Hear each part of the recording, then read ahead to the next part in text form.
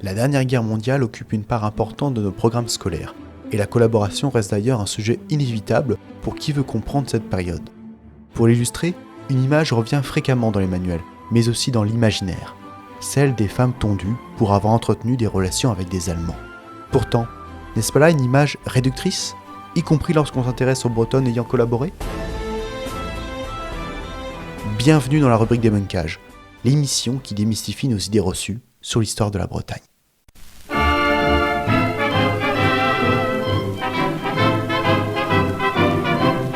De l'épuration des femmes à la libération, la mémoire collective ne retient cependant que les femmes tondues, dont le nombre est estimé entre 1000 et 2000 en Bretagne et à 20 000 en France. De manière quasi systématique, cette figure de la tondue est associée à celle de la collaboratrice sentimentale, ou, pour le dire autrement, de la femme qui a couché avec les Allemands. Pourtant, moins de la moitié des femmes tondues à l'échelle nationale le sont pour avoir entretenu des relations sexuelles avec l'occupant. Les autres sont châtiées pour des faits qui ont également pu être accomplis par des hommes, comme par exemple une activité salariée au service de l'occupant ou une délation.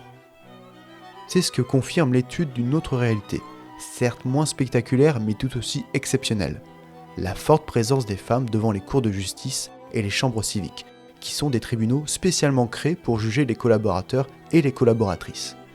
En effet, alors que le taux de comparution de femmes est ordinairement de l'ordre de 10% pénal, ces dernières représentent un quart des personnes jugées pour des faits de collaboration en France à la Libération.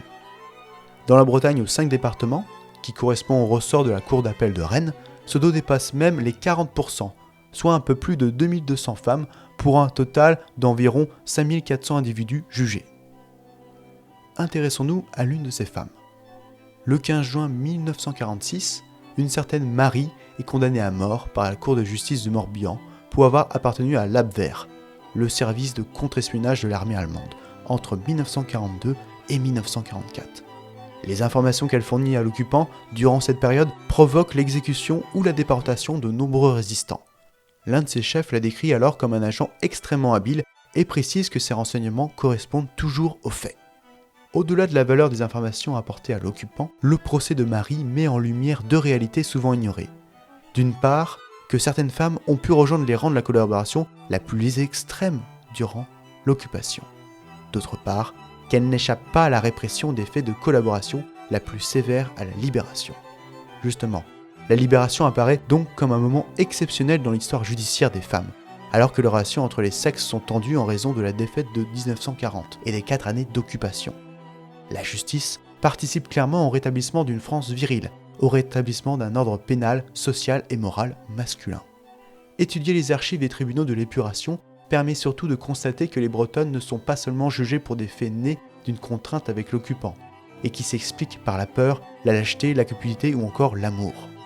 Le cas de Marie en témoigne. Des femmes sont également jugées pour collaborationnisme, c'est-à-dire pour une adhésion, un militantisme, voire un activisme au service de l'Allemagne nazie. Minoritaires, ces collaborationnistes n'en demeurent pas moins présentes devant les juges de l'épuration, comme en loi inférieure, où elles forment plus du tiers des femmes jugées par la chambre civique et encore près de 10% de celles jugées par la Cour de justice. Absentes de la collaboration militaire, elles peuvent tout d'abord s'engager dans la collaboration politique en multipliant les propos en faveur de l'ennemi ou en adhérant au parti collaborationniste.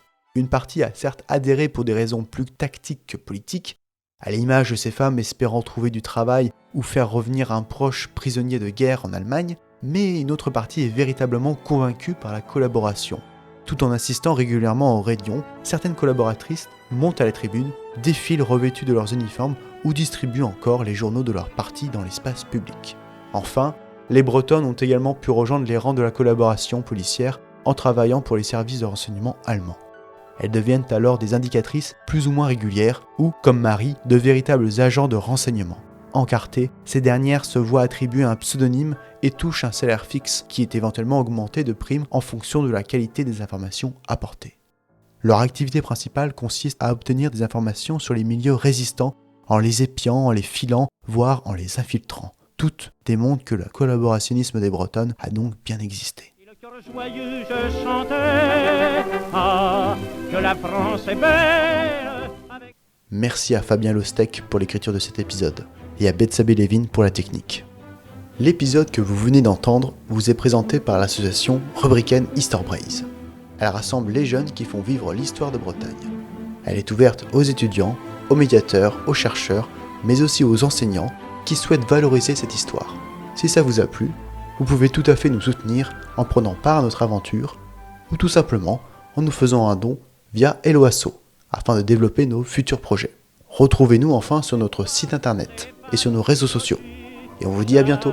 Que région nouvelle nous fait soudain découvrir des trésors cachés.